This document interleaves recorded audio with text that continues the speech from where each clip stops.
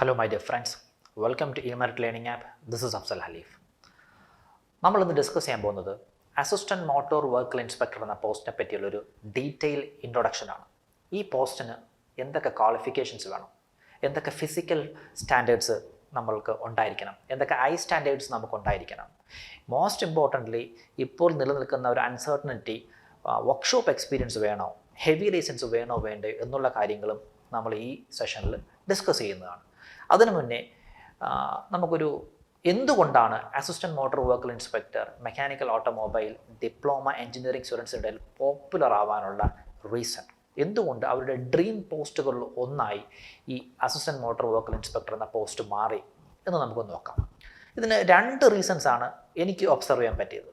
ഒന്നാമത്തെ റീസൺ, ഇതൊരു ടെക്നിക്കൽ എക്സാംസിലൂടെ ഈ പറഞ്ഞ സ്റ്റുഡൻസിന് നേടിയെടുക്കാവുന്ന ഒരേ ഒരു യൂണിഫോം പോസ്റ്റാണ് assistant motor vehicle inspector. Uniform post SI rank ലിസ്റ്റിന്, കേരള പോലീസ് SI റാങ്ക് ലിസ്റ്റിന് ഈക്വലൻ്റായിട്ട് നിൽക്കുന്ന ഒരു SI റാങ്കിന് ഈക്വലൻ്റായിട്ട് നിൽക്കുന്ന ഒരു പോസ്റ്റാണ് അസിസ്റ്റന്റ് മോട്ടോർ വെഹിക്കിൾ ഇൻസ്പെക്ടർ. ആ ഒരു യൂണിഫോമും ആ ഒരു പവറുമാണ് സ്റ്റുഡൻസിനെ കൂടുതലായിട്ട് ഈ ഒരു പോസ്റ്റിലേക്ക് അട്രാക്ട് ചെയ്യാനുള്ള ഒന്നാമത്തെ റീസൺ.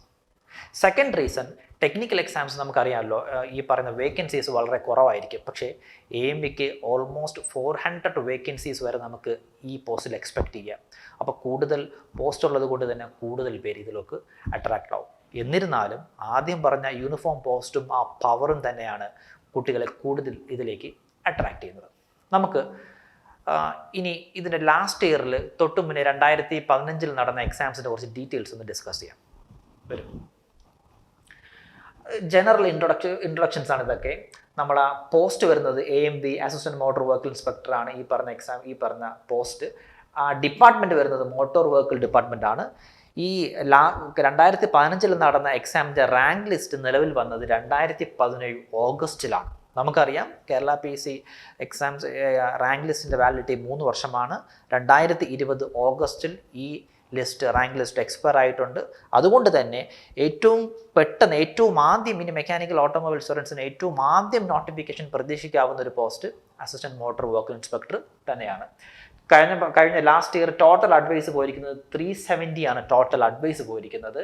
നിങ്ങൾക്ക് റെഫറൻസിന് വേണ്ടി കാറ്റഗറി നമ്പർ പറയുന്നത് 551/2014.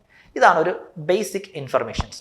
ഇനി കഴിഞ്ഞ ലാസ്റ്റ് നടന്ന എക്സാംസിന് എത്രയായിരുന്നു കട്ട് ഓഫ് മാർക്കെന്നും എത്രയായിരുന്നു മാക്സിമം മാർക്ക് നോക്കൂ. കട്ട് ഓഫ് മാർക്ക് എത്രയായിരുന്നു? 43.67 ആയിരുന്നു നമ്മുടെ cut off mark. Maximum mark, first rank കിട്ടിയ ആളുടെ മാർക്ക് എത്രയായിരുന്നു? 75.33. ശ്രദ്ധിക്കണം, വിതൗട്ട് ഇൻ്റർവ്യൂ ആണ്. ഇൻ്റർവ്യൂ ഞാൻ ഇവിടെ കൺസിഡർ ചെയ്യത്തില്ല. റിട്ടൺ ടെസ്റ്റിലെ മാർക്കുകൾ മാത്രമാണ് ഞാൻ ഡിസ്പ്ലേ ചെയ്തിരിക്കുന്നത്. അപ്പോൾ ഈ രണ്ട് മാർക്കുകൾ നോക്കുമ്പോൾ നമുക്ക് ഏകദേശം ഒരു ലെവൽ ഓഫ് എക്സാം മനസ്സിലാക്കാൻ പറ്റും. 43 മാർക്കാണ് കട്ട് ഓഫ് മാർക്ക്. മിനിമം ലിസ്റ്റിൽ ഇൻക്ലൂഡ് ആണെങ്കിൽ 43 മാർക്ക് വേണം. പക്ഷേ നമ്മുടെ എയിം എന്താണ്? റാങ്ക് ലിസ്റ്റിൽ ഉൾപ്പെടുകയല്ല നമ്മുടെ എയിം ജോലി തന്നെയാണ്. അപ്പോൾ ജോലി കിട്ടണമെങ്കിൽ ഈ പറഞ്ഞ എക്സാംസിന് മിനിമം നമ്മളൊരു 65+ മാർക്ക് ഉണ്ടെങ്കിൽ മാത്രമേ മിനിമം ഒരു 200 റാങ്കിനകത്ത് നമുക്ക് എത്താൻ പറ്റൂ. അപ്പോൾ നിങ്ങൾ ആലോചിക്കുക, കട്ട് ഓഫ് മാർക്ക് 43 ഉള്ളൂ, എക്സാം വളരെ ഈസിയാണെന്ന് നിങ്ങൾ വിചാരിക്കരുത്. ജോലി ഉറപ്പ് വരുത്തണമെങ്കിൽ നിങ്ങൾക്ക് എത്ര മാർക്ക് ഈ എക്സാമിന് സ്കോർ ചെയ്തിരിക്കണം? 65+ മാർക്ക് ഉണ്ടെങ്കിൽ ജോലി നിങ്ങൾക്ക് ഉറപ്പായിരിക്കും. ഓക്കെ അല്ലേ?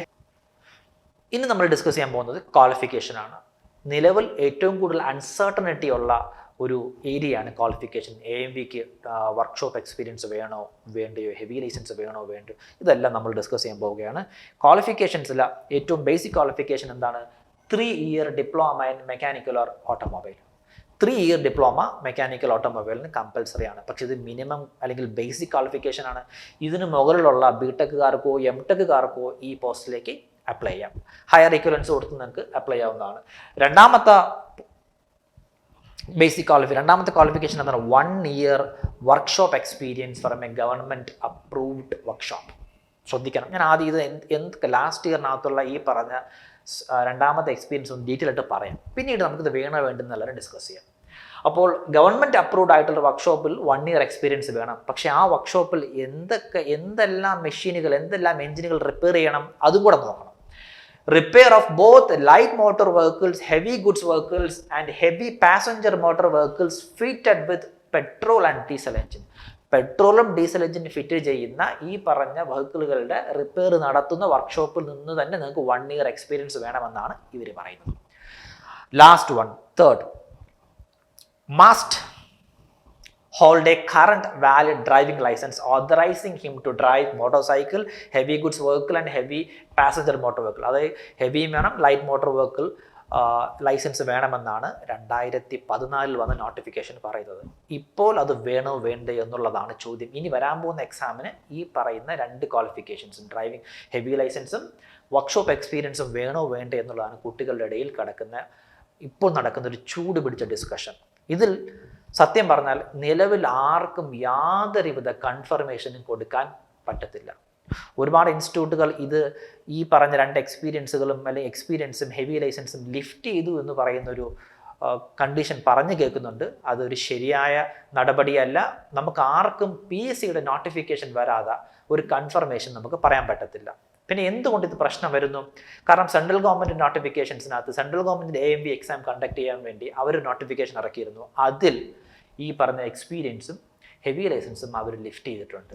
അത് പ്രകാരം അതിനുശേഷം വന്ന മെജോറിറ്റി സ്റ്റേറ്റുകൾ നടന്ന AMV എക്സാംസിനും ഈ പറഞ്ഞ ഈ 1 year എക്സ്പീരിയൻസും ഹെവി ലൈസൻസും അവർ ലിഫ്റ്റ് ചെയ്തിട്ടുണ്ട്. മെജോറിറ്റിയാണ്, എല്ലാ സ്റ്റേറ്റുകളും അല്ല.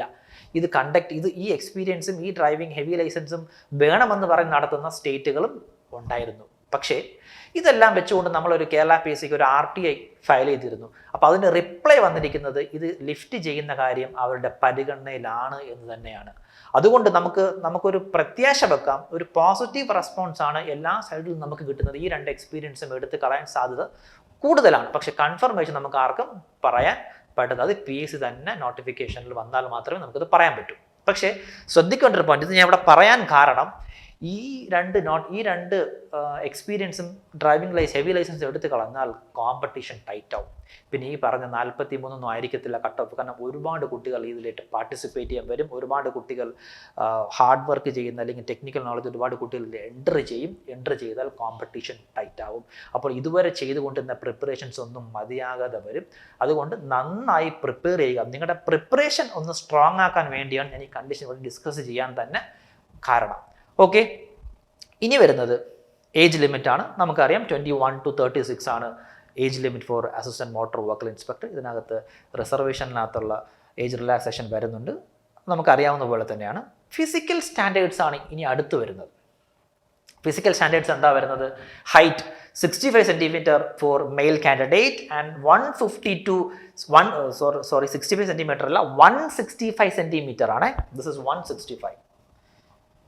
This is 165 cm for male candidate and 152 cm for female candidate ആണ് ഹൈറ്റിൽ വരുന്നത്. ദെൻ ചെസ്റ്റ് വരുന്നത് നോക്കൂ, 81 cm with a minimum expansion of 5 cm. But this is applicable only for male candidate. ഈ ചെസ്റ്റിൻ്റെ എക്സ്പാൻഷനും ചെസ്റ്റിൻ്റെ ഈ പറയുന്ന നമ്പറും എല്ലാം applicable only four mail candidate ആണ്. ഇനി വിഷ്വൽ സ്റ്റാൻഡേർഡ്സ് ആണ് നമുക്ക് ഇനി പറയേണ്ട കാര്യം. ഇതൊന്നും എല്ലാവർക്കും അറിയാവുന്ന കാര്യമാണ്, ഞാൻ യൂഷ്വലി പറഞ്ഞു പോകുന്നതേ ഉള്ളൂ. വിഷൻ്റെ കേസിൽ വരുമ്പോൾ ഡിസ്റ്റൻറ്റ് വിഷൻ റൈറ്റ് ഐക്കും ലെഫ്റ്റ് ഐക്കും 6/6 സ്നെല്ലൽ വേണമെന്നാണ് പറയുന്നത്. നിയർ വിഷൻ ആണെങ്കിൽ 0.5 സ്നെല്ലൻ തന്നെയാണ് ലെഫ്റ്റ് ഐക്കും റൈറ്റ് ഐക്കും ഉള്ളത്. ഇതാണ് വിഷ്വൽ സ്റ്റാൻഡേർഡ്സ് പറയുന്നത്. ഇനി മോസ്റ്റ് ഇമ്പോർട്ടൻ്റ്ലി നമുക്ക് അറിയേണ്ടത് ഈ സെലക്ഷൻ പ്രൊസീജിയർ എങ്ങനെയാണെന്നാണ്, റിക്രൂട്ട്മെൻറ്റ് എങ്ങനെയാണെന്നുള്ളതാണ്. 3 സ്റ്റേജസ് ഓഫ് സെലക്ഷൻസ് ഉണ്ട്. ഒന്നാമത്തത് OMR ടെസ്റ്റാണ്. കഴിഞ്ഞ പ്രാവശ്യം നടന്നത് എപ്പോഴാണ് എക്സാം നടന്നിരിക്കുന്നത്? 2015 ഏപ്രിൽ മാസത്തിലാണ് കഴിഞ്ഞ പ്രാവശ്യം OMR ടെസ്റ്റ് റിട്ടേൺ ടെസ്റ്റ് നടന്നിരിക്കുന്നത്. ഈ റിട്ടേൺ ടെസ്റ്റിൽ 50% മെക്കാനിക്കൽ സിലബസും കാണും, 50% ഓട്ടോമൊബൈലും കാണും. തൊട്ട് മുന്നേ ഒരു കേരള ജനറൽ നോളജ് സെഷൻ ഉണ്ടായിരുന്നു. പക്ഷേ ഇനി വരാൻ പോകുന്ന ടെക്നിക്കൽ എക്സാംസിനൊന്നും ആ 20 മാർക്സിനുള്ള ജനറൽ നോളജിൽ ആ ഏരിയ എന്നുള്ള ക്വസ്റ്റ്യൻസ് കാണത്തില്ല. അതിന് പകരം ടെക്നിക്കൽ തന്നെയായിരിക്കും. Okay, so OMR test 2015 last നടന്നിരിക്കുന്നത്. നോട്ടിഫിക്കേഷൻ വന്നത് 2014 2014 ഡിസംബറിൽ നോട്ടിഫിക്കേഷൻ വന്നു, 2015 ഏപ്രിൽ എക്സാം നടന്നു. അതായത് നോട്ടിഫിക്കേഷൻ വന്നു 4 മാസങ്ങൾക്കുള്ളിൽ തന്നെ എന്ത് നടന്നിരിക്കുകയാണ്, എക്സാം നടന്നിരിക്കുകയാണ്. അതുകൊണ്ട് തന്നെ ഇപ്രാവശ്യം ഇനിയിപ്പോൾ ഈ ഡിസംബർ ലാസ്റ്റിൽ നോട്ടിഫിക്കേഷൻ വന്നാൽ ഒരു പക്ഷേ ഏപ്രിൽ മെയിൽ എക്സാം പ്രതീക്ഷിക്കാം. വളരെ കുറച്ച് സമയം മാത്രമേ നമുക്കുള്ളൂ. ഒരു കാരണവശാലും പ്രിപ്പറേഷൻ ഡിലേ ചെയ്യരുത്. ഈ പോസ്റ്റിന് ഒരു ഡ്രീം പോസ്റ്റായി കാണുന്നവർ നോട്ടിഫിക്കേഷൻ വന്നതിന് ശേഷം മാത്രമേ ഞാൻ പ്രിപ്പറേഷൻ സ്റ്റാർട്ട് ചെയ്യൂ എന്നൊരു ദുർവാശി പാടില്ല. പോസ്റ്റ് വേണമെങ്കിൽ, ജോലി വേണമെങ്കിൽ ഇപ്പോൾ തന്നെ, ഇന്ന് തന്നെ നിങ്ങളുടെ പ്രിപ്പറേഷൻ നിങ്ങൾ സ്റ്റാർട്ട് ചെയ്യുക. നിങ്ങൾക്ക് ആവശ്യമായിട്ടുള്ള എല്ലാ കാര്യങ്ങളും ഇമെറിറ്റ് ലേണിംഗ് ആപ്പിൽ നമ്മൾ കൊടുക്കുന്നുണ്ട്.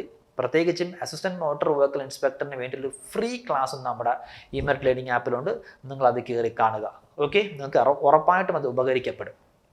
ഇനി OMR ടെസ്റ്റിൻ്റെ കാര്യം കഴിഞ്ഞ് പിന്നെയുള്ള ഫിസിക്കൽ ടെസ്റ്റാണ്, ഫിസിക്കൽ മെഷർമെൻറ്റ്. അത് പോലീസിലുള്ളത് പോലത്തെ ഒരു ടൈറ്റ് ആയിട്ടുള്ള ഫിസിക്കൽ ടെസ്റ്റ് എന്നുള്ള ഒരു നോർമൽ റെഗുലർ ഫിസിക്കൽ ടെസ്റ്റ് തന്നെയാണ് വരുന്നത്. പിന്നെ വരുന്നത് ഇൻ്റർവ്യൂ.